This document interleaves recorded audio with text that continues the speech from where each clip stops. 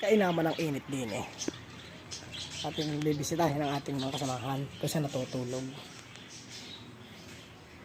Eh mainit eh.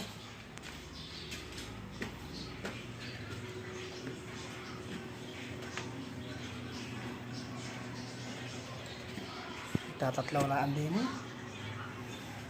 Nasaan kaya ang iba? Ang bawat isa kayo nasaan? Ating hahanapin para din sa gubatan. No! No!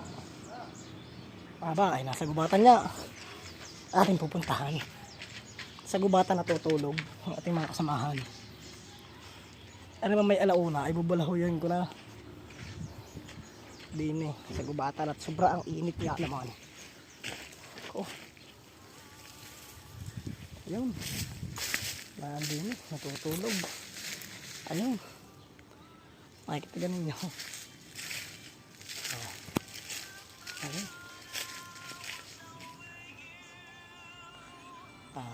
Ganda ng pahingahan gubatan eh.